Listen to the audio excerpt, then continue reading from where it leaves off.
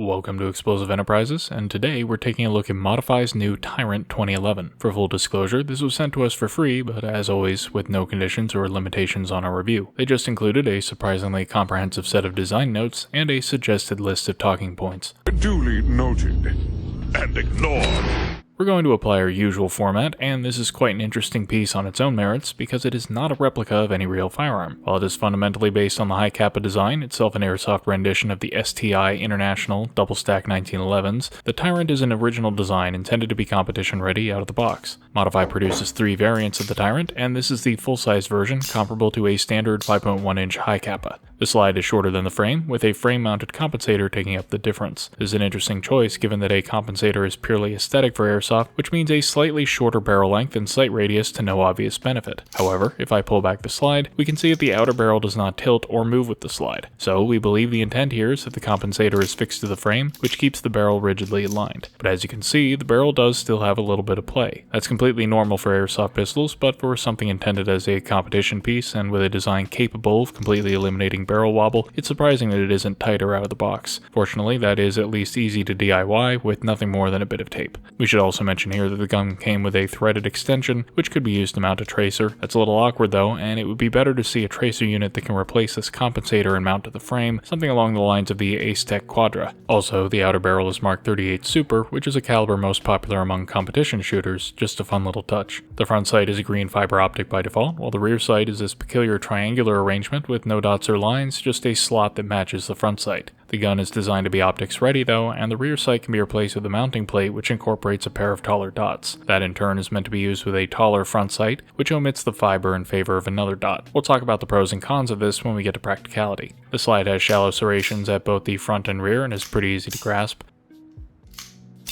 The hammer is a ring design, though of course shooting a Hi-Capa does not normally involve hammer manipulation. Despite the frame and slide looking different, they both appear to be aluminum, with the slide having a much glossier anodized finish compared to the matte black of the frame and compensator. The grip unit on the other hand is plastic, as is typical for Hi-Capas, and appears to be nylon. Now as for controls, the slide stop is unremarkable but proprietary, as we'll cover later. The safety is an extended ambidextrous design, and if you're not familiar with this style, the intent is that you rest your thumb on the safety while shooting. The grip safety is functional but extremely forgiving, as any pressure applied to it will allow the hammer to drop, so there is negligible risk of it failing to disengage.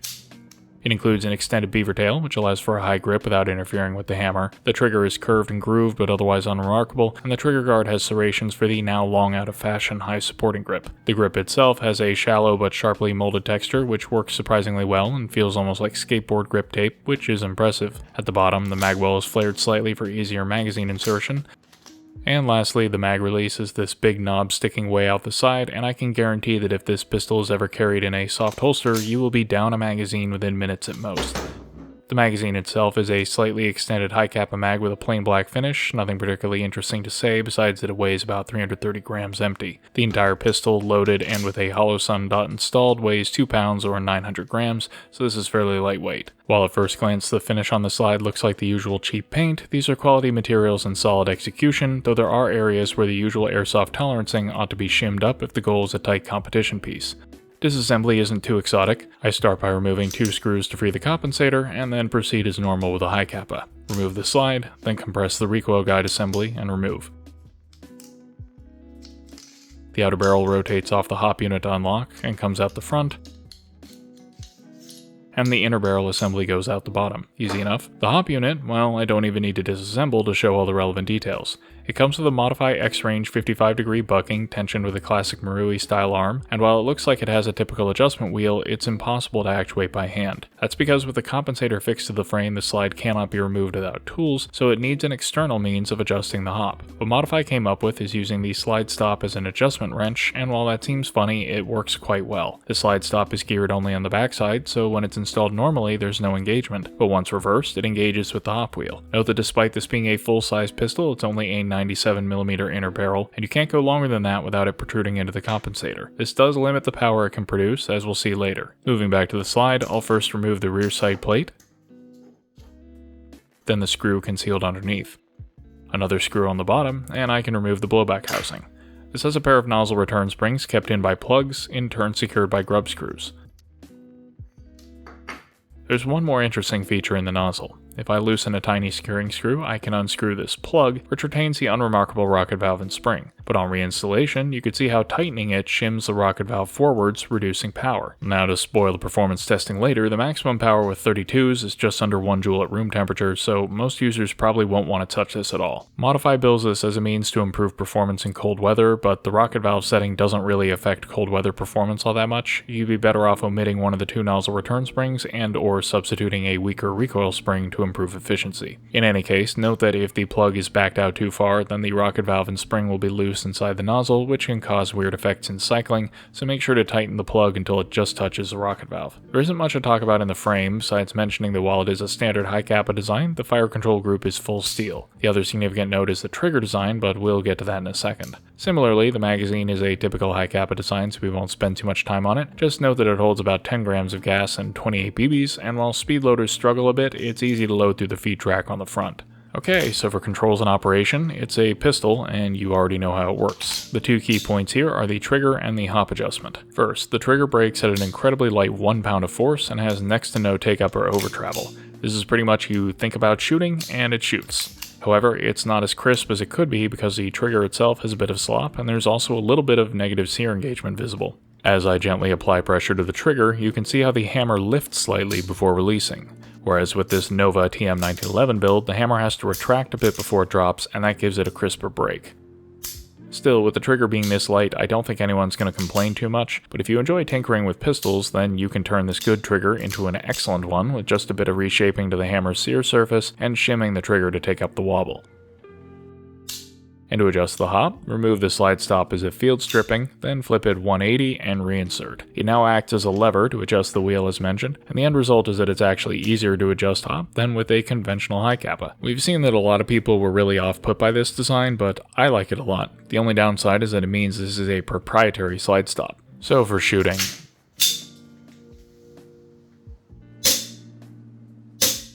yeah, this is a snappy, quick cycling pistol. Not a lot of recoil, but in fairness, that is by design. We'll put the usual efficiency stats up on screen. The gist of it is that it's reasonably efficient, but does not handle cooldown well or work in the cold at all. Really though, this pistol isn't about getting multiple mags back to back off a single fill or functioning below freezing at a milsim.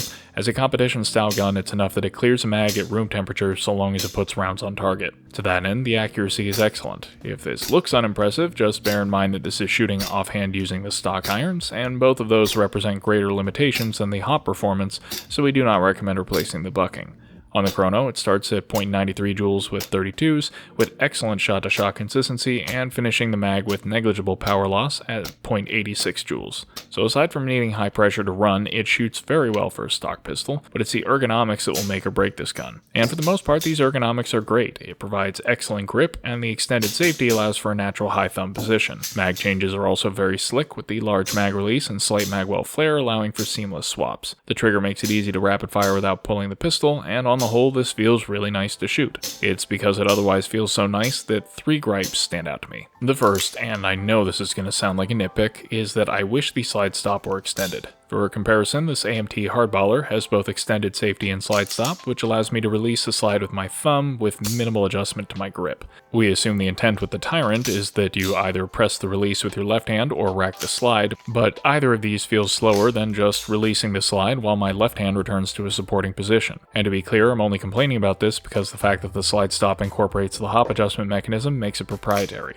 What's annoying is that the Prime Max variant has an extended slide stop. They just didn't include that on the full size or compact for some reason, but perhaps it will be made available separately. Second, the lightweight aluminum construction puts all the weight over the grip, which makes the muzzle feel, for lack of a better word, floaty. The marketing blurb says the gun is designed to minimize recoil, and one of the best ways to stabilize a pistol is to put a big ol' hunk of inertia out there. This is something you commonly see on competition pistols in the real world, and I think the desire to minimize weight is to the detriment of control. And the third is the sights. Okay, there's a lot to cover here. So as mentioned before, the default front sight is a fiber optic, which is bright and easy to pick up. It's a common standard and a design that I really like on other pistols. The rear sight, however, is this plastic triangular aperture. There are no fibers, no painted dots, and it's a fairly narrow aperture, so this all turns into a blur when focused on the target, and it's easy to obscure the front sight, which slows down acquisition. I think you could do better than this, and for comparison, a bone stock AAP01 has a red front fiber and green rear fibers with a more conventional sight picture. This works great, and I would love to see a similar setup for the Tyrant. But it's 2026, and we suspect the expectation is that you'll be swapping these sights out for the taller irons and a red dot, so let's show how to do that. On the front sight, pushing the fiber back exposes a screw, so that comes out and the new sight goes in. Then at the rear sight, the cross pin comes out and the plate slides off the back. Then I slide in the optic plate, install its cross pin, and tighten a securing screw to tension it. And this is a pretty good setup. It's fairly low sight axis for the red dot, and the taller irons are just barely tall enough to be visible through the optic, which helps provide a guide without being obtrusive. The front sight is painted, but that's good because it keeps it from competing with the dot the way a bright fiber might. However, the issue here is the implementation. While the gun cycles just fine with this 50-gram holosun, we notice some wear arising as a result of how it's mounted. For comparison, on something like the Glock MOS design, the optic plate is secured at both the front and back. It is rigidly held by the body of the slide. On the Tyrant, though, it's just a dovetail mount with a cross pin. That means when the slide stops at the limit of its travel, that pin is the only thing keeping the optic on. That's a lot of stress, and we've noticed the pin starting to deform with use. This setup also results in stress to the dovetail itself, introducing a little bit of play between the optic plate and slide. While a bit of wiggle probably isn't going to make or break your competitive effectiveness, any whiplash will exacerbate the stress, and this will worsen over time if not addressed. So if you do use an optic, it is important to check it every now and then to verify it's still secure, and if parts are loose, it would be a good idea to shim it. There are many ways to do this, but the easiest one is to apply a bit of superglue to either side of the plate's dovetail slot, give it plenty of time to dry, and then just force the plate on.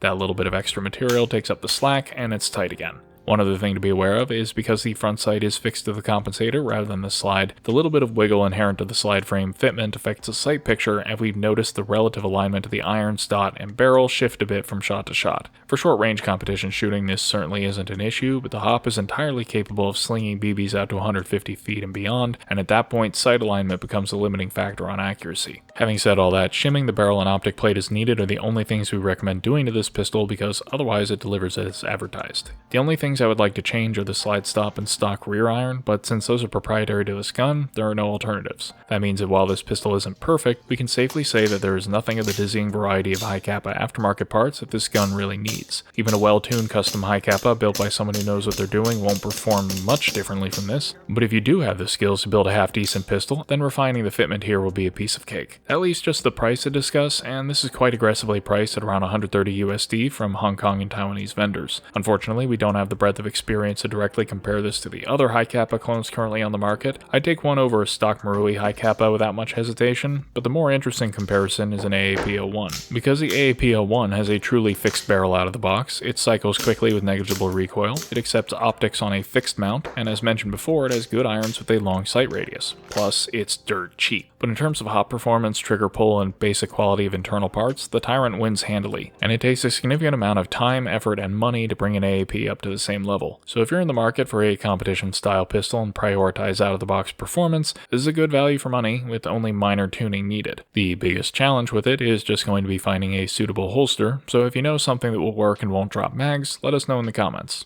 Otherwise, that's all for today, and thanks for watching.